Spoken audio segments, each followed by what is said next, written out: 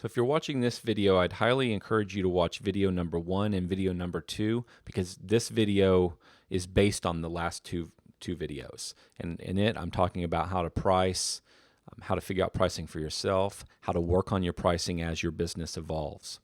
And so in the last video, what we did is we figured out the time for 11 properties within the 7,000 to 7,999 square feet range. Remember, we're using mowing as an example.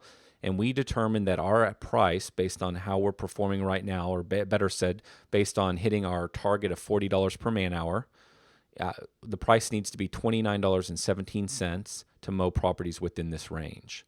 So basically what we've done is we went through our business and we just simply tracked our time and measured our properties, and we figured out for all the different square footage ranges what we need to be charging to hit our goals.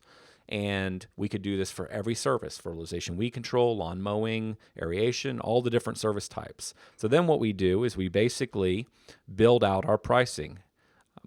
We call it a price matrix in Service Autopilot. It could be just a layout like this for you inside a spreadsheet. So we figured out in our business, hypothetically, or I'm saying your business, that for 5,000 to 6,000 square feet, you might need to charge 28, and 6 to 7, you might need to charge $28. So again, keep in mind we're using fictitious numbers to lay out a simple example.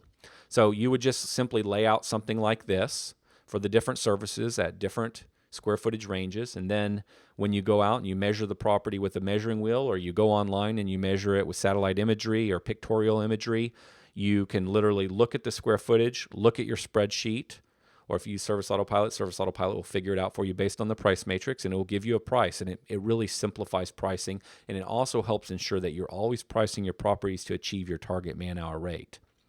So that's the basic premise of first figuring out your pricing so that you can set it and then you price off of it from that point forward. Now, something you might find as your business evolves, you might have originally set prices like this at $28 and $28 for this square footage. But then what happens as it evolves and as your property mix changes, and maybe as a little bit of the market you serve changes or the demographic you serve changes, you're gonna notice that maybe you're starting to achieve a little bit different man-hour rates. So maybe your goal is to achieve a man-hour rate around the $48. Let's just go with that. So you're trying to achieve $48 per man-hour when you're mowing. And so you're nailing that on this property right here, 5,000 to 6,000 square feet, you're nailing it. But now on 6,000 to 7,000 square feet, you're not. You're more in this $46 per man-hour range. So then you probably need to raise that price up to about $29 to continue to achieve a $48 per man-hour range. So you can see, so in video number 2, we went through and we tracked all of our time, and that helped us figure out how much we're making per man-hour. And then once we figure out how much we're making per man-hour and we figure out averages across the square footage ranges, we can then really analyze our business and we can really adjust the business. So something we found years ago at our business is we were really doing okay in this 5,000 to 10,000 square foot range. But as soon as you got into the bigger stuff, 14, 15, 16,000 square feet for residential, we weren't making money, or we weren't making good money. It wasn't holding up. So in my example right here, notice what happens. We're pricing 6,000 to 7,000 square feet at $28. And these are made up numbers. These are not my exact pricing.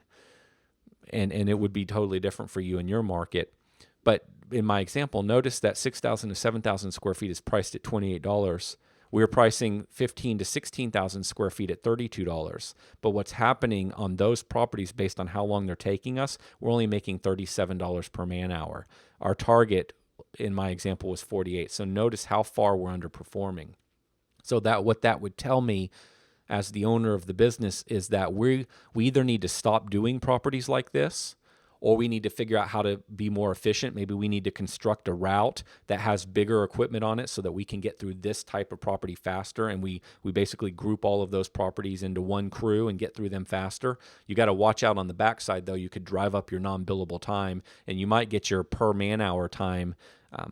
You might optimize it and make the per man-hour time you want, but then your non-billable goes way up where you have tons of drive time, and so you still don't end up profitable for the day. So there's lots of considerations here, and those are things to think about, but this might tell me that I need to construct a crew with specific equipment that does just properties of this size, Or it might tell me that I simply just need to raise the price, and I understand. And so maybe this price needs to be $40 for a property of this size to achieve my 48 a man hour. And I know that I'm not going to win as much business, but at least when I do win the business, we're making money. And that's the goal.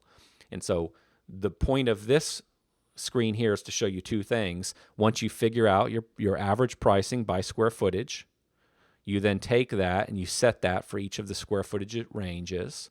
And then over time, you reanalyze your business and you figure out by square footage range, what man-hour rate are we earning right now on average? And if it's too low, you back into it and you say, okay, if I want it to go up to, in my case, I'm earning 45 here. If I want it to go up to 48, how much do we need to raise this $28 price? And if you watch my video number 2, and you pause the video on some of my formulas, then you can kind of figure out how. This one here is about raising the price. So you can look at my formulas and figure out how to do this for yourself.